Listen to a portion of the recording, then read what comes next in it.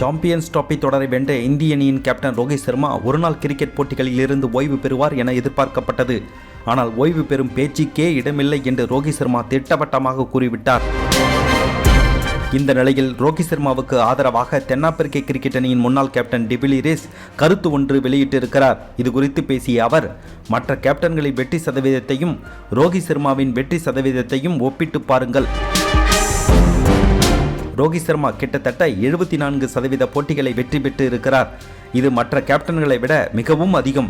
ரோஹித் சர்மா தொடர்ந்து விளையாடினால் ஒருநாள் போட்டிகளில் விளையாடிய சிறந்த கேப்டன் என்ற பெயரை அவர் பெறுவார். ரோஹித் சர்மா ஏற்கனவே தாம் ஓய்வு பெறப் போவதில்லை என்பது குறித்து திட்டவட்டமாக கூறிவிட்டார். எதற்காக அவர் ஓய்வு பெற வேண்டும்? அவர் கேப்டனாக மட்டுமல்லாமல் பேட்ஸ்மேனாகவும் சிறந்த ரெக்கார்டை வைத்திருக்கிறார். சாம்பியன்ஸ் டிராபி இறுதிப் போட்டியில் 83 பந்துகள் எதிர்கொண்டு 76 ரன்கள் சேர்த்தார். இதன் மூலம் இந்திய அணிக்கு நல்ல தொடக்கம் அமைந்தது. அவர் போட்ட அடித்தளத்தால் தான் இந்தியா அந்த போட்டியில் வெற்றி பெற்றது. இதுதான் நல்ல வீரர்களுக்கும் மிகச்சிறந்த வீரர்களுக்கும் உள்ள வித்தியாசமாகும். தனிப்பட்ட முறையில் நமது விளையாட்டை மெருகேற்றி கொண்டு இருக்க வேண்டும். அது முடிவுக்கு வராது என சில விஷயங்களை நாம் எப்போதும் கற்றுக்கொண்டே இருக்க வேண்டும்.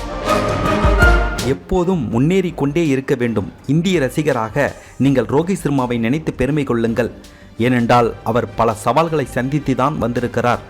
ஒரு வீரரின் ஃபார்ம் என்பது ஏற்ற இறக்கமாகத்தான் இருக்கும். ஆனால் பெரிய போட்டிகளில் அவர்கள்தான் அணியை முன்னின்று நடத்துவார்கள் என்று டிவிலியர்ஸ் கூறியுள்ளார்.